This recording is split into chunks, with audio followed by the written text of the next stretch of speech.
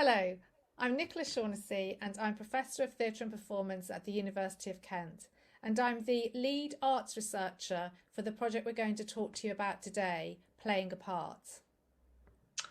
Hey, my name's Emma Williams and I'm a developmental psychologist working at the University of Surrey, and I'm the lead psychologist on the Playing a Part project.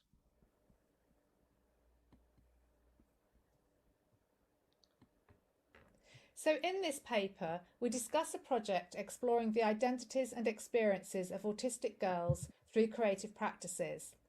The paper refers to a film animation called I Feel Different, which came out of the research and reflects on the challenges and ethics of working across cultures in terms of the different communities of practice engaged in the work.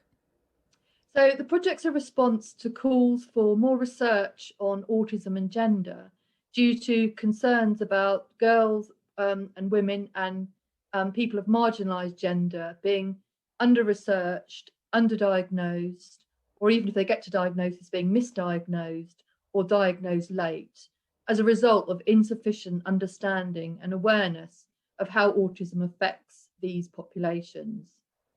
So evidence suggests that the reported tendency of autistic girls and women to internalise and mask their differences, together with a gender bias in diagnostic tools, which have been developed predominantly with the male population, are contributory factors to this problem. Research also suggests that autism may manifest differently in girls and women who are at greater risk of developing internalising disorders like depression, anxiety, and eating disorders.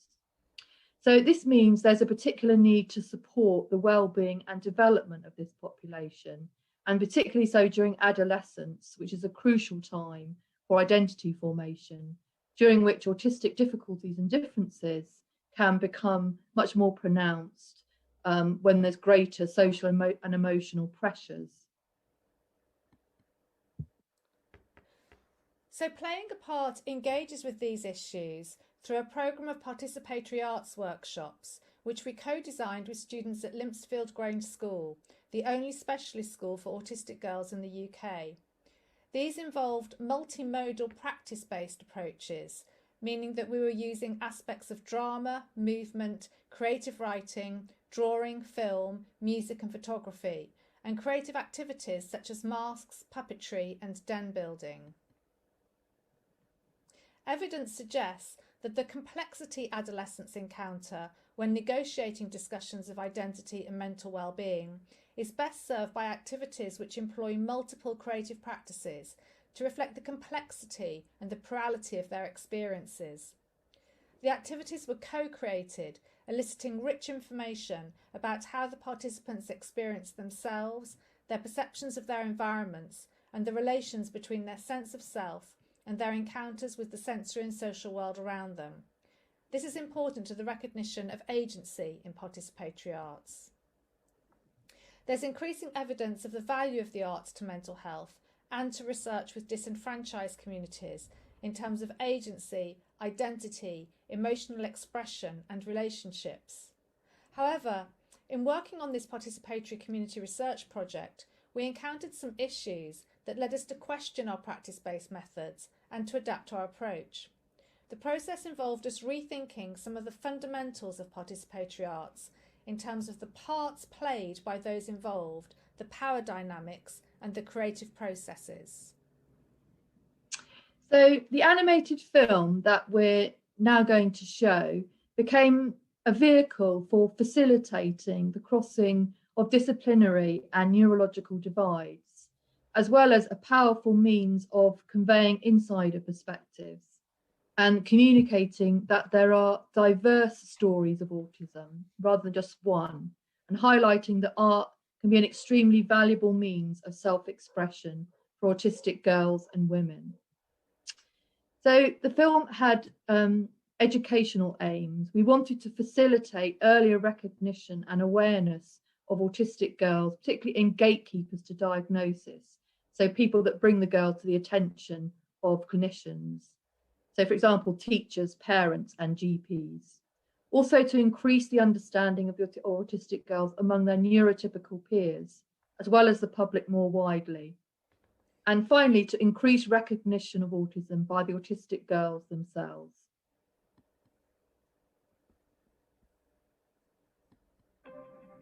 I look back on my life as a journey in a labyrinth, a path for walking and thinking, not a maze where you get lost, a way of finding who you are. People fade in and out of the fog. I'm constantly searching for clues in their faces. I remember hiding in the toilets at parties, being the child alone in the playground, listening to mothers of other children gossiping about me. She's not like the other girls. Don't invite her to the sleepover. As a child, I didn't know I was autistic. No one understood what it felt like to be me in this world in my head. They asked for 3 words to describe me. I said misfit, a daydreamer, an artist. I feel I can be myself when I draw. It's like I walk my life alone, treading this fine line between being me, what I feel inside, and how other people expect me to be. You don't look autistic. Are you sure you're autistic? Only boys are autistic. At 7, I didn't care about being different. Whenever the kids were in the playground, I paced around, thinking my thoughts. I wasn't lonely, but the grown-ups tried to coerce me into playing with the others. I didn't want to be different. I didn't want a diagnosis. 3 words to describe myself: shy, perfectionist, and quiet. But underneath, I want to understand myself, to stop hiding. Why do I feel I keep merging with other people, feeling their feelings, speaking their accents? In school, I'm always trying to be good. I'm teased for being a goody two-shoes. It's a terrible thing to be called teacher's pet. She has a meltdown if she thinks something's gone wrong. I was never insecure about my autism until I was 12. I turned up at my old school, wearing a raspberry red cardigan, zigzag hippie pink and mint striped top with little frayed bits at the end, a denim skirt with patterned flowers, blimp soles. I thought it was a very nice outfit until I met up with my classmates. They were wearing cool black leggings and jeans, shiny trainers, crop tops. I started getting anxious thoughts, like fluttering bugs or butterflies which multiply, flying around me and which I can't bat away. Fashion became an obsession, but it's always changing. I wish there could be just one comfortable style. Meal times can be really hard.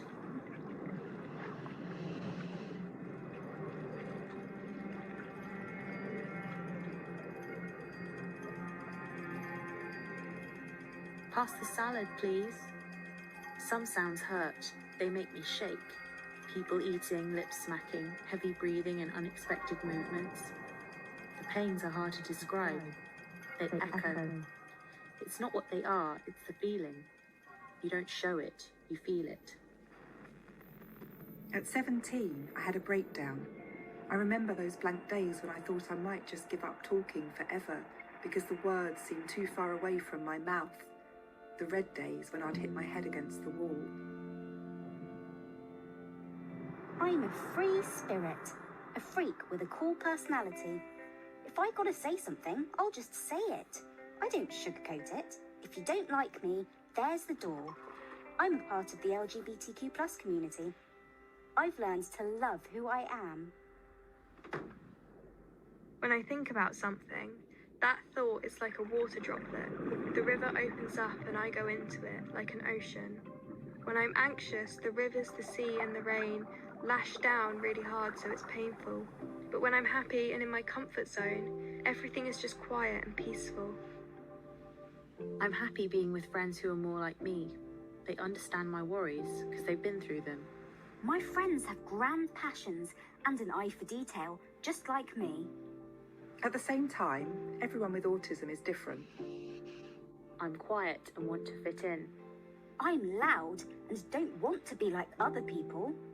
Yeah, other people need to accept us for who we are. At this point in my journey, it feels okay just to be me.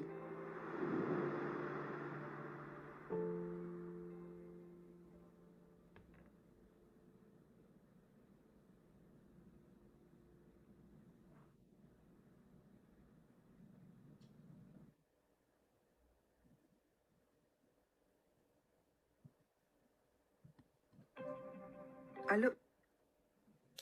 So the film features the labyrinth as a central motif. This has become an important feature of the project. It's our logo, and it's been a critical part of our process for reasons I will explain. In the animation, it also represents a fingerprint, which is appropriate to our exploration of identity. One of the first challenges was posed by the familiar formation of the group circle as a starting point for the group activities. The circle is part of the staple diet of collaborative arts workshops. It's associated with equality, collapsing the hierarchies in relationships between, for example, teachers and learners or researchers and participants. Circles are also endemic to drama games as a means of creating community and facilitating teamwork. Our approach reflects the drama spiral framework conceived by Clark Bain for participatory theatre projects that work with personal material. This provides a graduating and reflexive model to help practitioners work safely and ethically along a continuum from low-focus discussion-based or activity-based groups to high-focus works, in which groups engage with stories reflecting their lived experience. Our use of masks, puppets and story-making structures served as graduated distancing devices through which participants could explore their experiences. Circle games are in the first spiral as activities that would be furthest away from lived experience. However, whilst this is a typical way of working through participatory performance, it presented challenges for our neurodivergent young people. In the circle, participants can feel exposed, there is nowhere to hide, eye contact can feel forced, there's an anxiety provoked by turn-taking activities. Such techniques can promote neurotypicality as a performative act through strategies such as masking and social camouflage. Our participants wanted to please, to help with our research, and their compliance with the game structures could be hiding their own discomfort. So for several members of this neurodivergent group, games went to the heart of their personal experiences of hiding their sense of difference to conform to the expectations of a neurotypical world. In short, we were actually at risk of exacerbating the difficulties we were seeking to address. Our solution, suggested by a member of our autistic steering group, was to work with labyrinths as a creative tool for shared and personal space. Labyrinths have some features that are more compatible with neurodivergent thinking and learning styles. Firstly, they are not a maze, but a structure with a beginning and end, so there's a route to be followed and no sense of getting it wrong. Secondly, labyrinths are used in educational and therapeutic contexts as a reflective space, a way of thinking through walking, taking time to be in the moment. We worked with a creative writing specialist who uses labyrinths as a stimulus for ideas generation and development.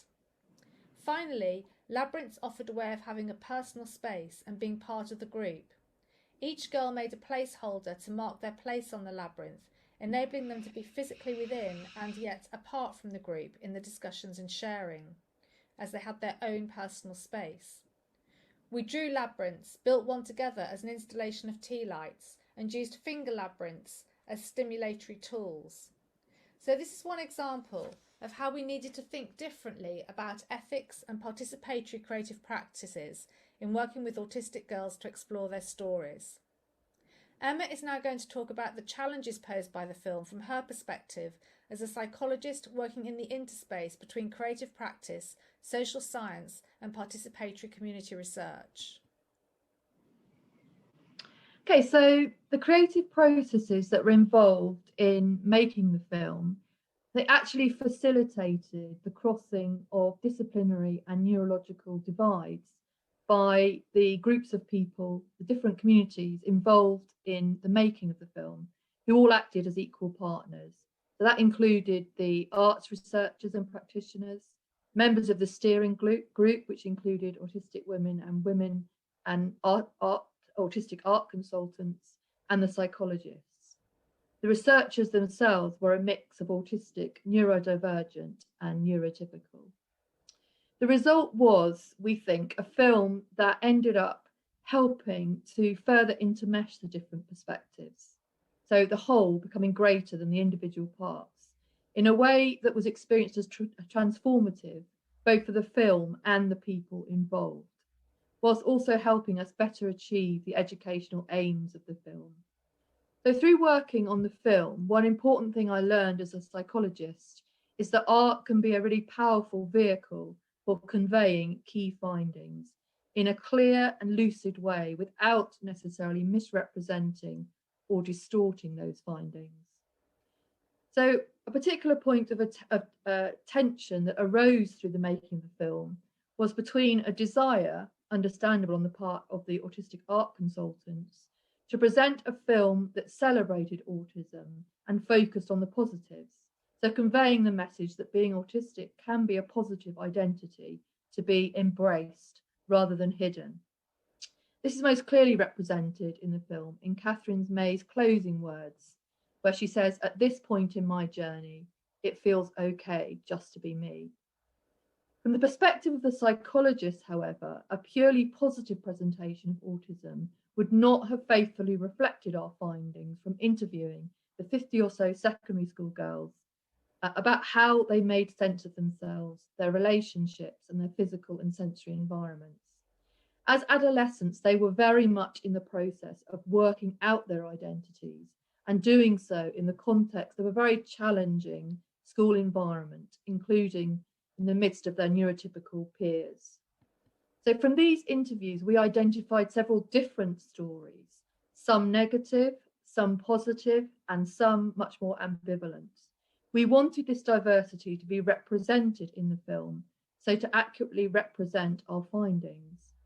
So, for example, in the film, you can see there's a girl who celebrated her difference, describing herself as a freak in a positive sense, with a cool personality, and saying, "If you don't like me, there's the door."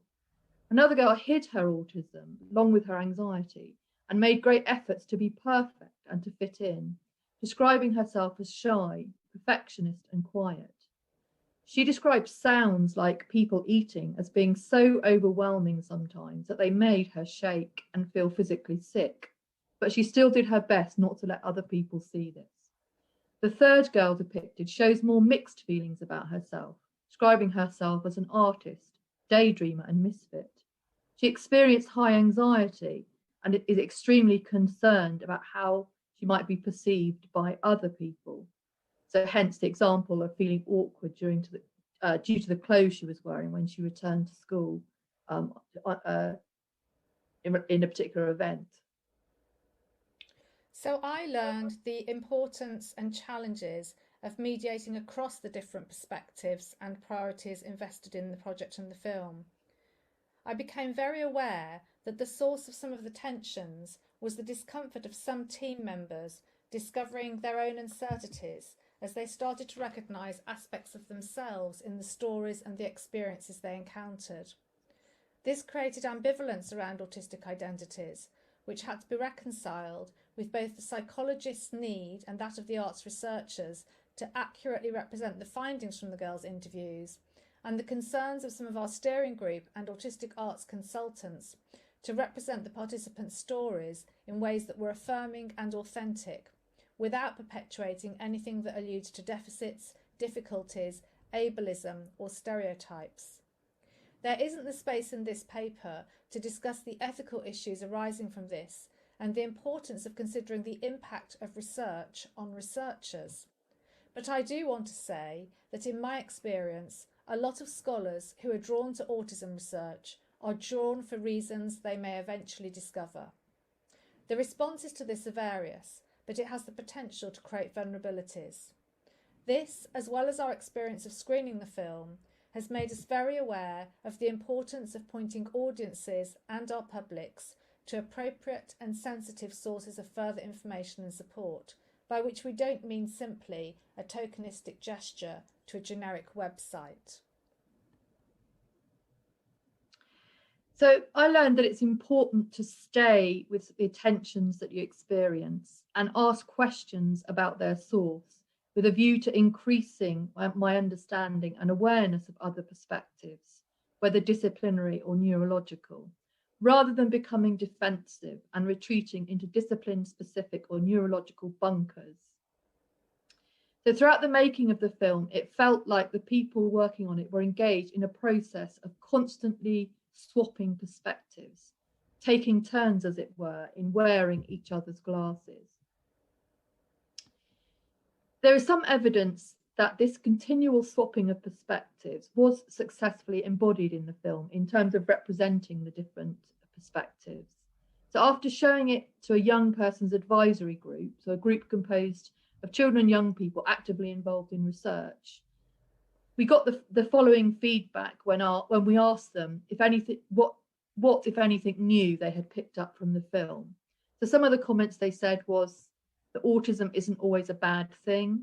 Autism is different for different people, and not all autistic girls will act or behave in the same way. And also, it's okay to not all be the same. So these comments suggest that the key messages that autism can both be a positive identity for girls and also the diversity in the girls' stories were both conveyed in the film. Another key thing I learned through working on the film was that crossing disciplinary divides requires more than simply observing or talking about the practices of another discipline. Working in the transdisciplinary space required creatively and actively engaging in the arts researchers and practitioners' practices myself. So stepping into their shoes or wearing their glasses, if you like. So I engaged in the creative processes of producing the animated film in all its aspects. Another good example of where I made changes to my own practice after actively taking part in arts practice was when I participated in the workshops Nikki talked about earlier as part of the pilot development phase of the Playing a Part project. The psychologist's role in the Playing a Part project was to evaluate the impact of the arts workshops on the self-concept, self-esteem, and mental well-being of the autistic girls. To do that, as part of that, we conducted interviews with the girls, as well as giving them various questionnaires. But through participating in some of the pilot workshops, I came to realise how different the girls were in that setting compared to how they had been with us in the interviews. They appeared to come alive in the workshops, whereas in the interviews they were reserved and often appeared very wary of us. It was like the difference between a butterfly pinned to a specimen board and a butterfly freely flying around. And I came to realise through this that the girls might have been feeling rather like specimens pinned to a board, being examined under a magnifying glass when we were interviewing them. So as a result of that experience, the psychologist brought some of the arts practices into the interviews. So for example, if they wanted to, getting the girls to do some drawing tasks related to the questions we were asking and getting them to talk around these whilst doing the drawing. We also developed a mind map to help document their sensory experiences. And that allowed the girls to focus on something other than us and facilitated engagement between us, encouraging the girls to tell us their stories while we listened, rather than us seeming to interrogate them. We think this helped us get richer and more authentic interviews, which then fed back into the film. In conclusion, we can see the myriad of ways in which insider perspectives have contributed to the research and how we have worked across neurological and disciplinary divides. The autistic artists, the girls through the interviews, and the neurodiversity in the researcher themselves. This resulted in changes to practice, which in turn facilitated the further intermeshing of different perspectives, an upward iterative spiral in terms of increasing understanding and awareness. We consider this to be absolutely appropriate as a way of doing autistic scholarship, working neurodivergently rather than habitually. The use of the labyrinth shows how paying attention to insider perspectives and experiences led to a different way of working with the girls, which in turn helped us learn more about them, increasing our understanding and awareness because they felt more comfortable. We had to let go of established ways of practice and thinking for this to take place. The same can be said of the psychologist experience of taking part in the workshops and realising that the established way of doing the interviews wasn't working for the girls. It wasn't helping us increase our understanding of them. To do this, we needed to change our practice so that the girls felt more comfortable working with us.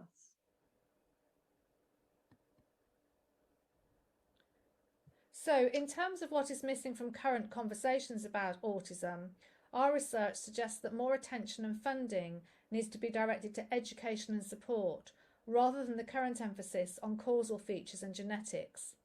In terms of diagnosis, there needs to be more awareness and recognition of the diversity of autistic experience, rather than trying to identify a singular narrative.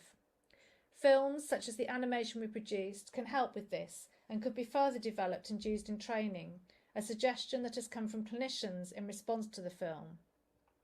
And finally, our research shows the critical importance of lived experience, contributing to the knowledge base that produces the research and feeds into medical and clinical practice. This is more than the good practice identified in relation to PPI in the NHS. Having insider perspectives in dialogue with outsiders, bringing the neurodivergent and the neurotypical together, results in changes in methodology as well as understanding and awareness. Circles become labyrinths, interviews become creative co-productions. And psychologists start working in their pyjamas. And I should explain that last comment. I found that in order to kind of start reflecting on my practice and engaging in the perspectives of the arts researchers and the steering group members, I actually had to sort of start thinking while I was still wearing my pyjamas and working in my bedroom. So divest myself of my habitual work clothes and work environment.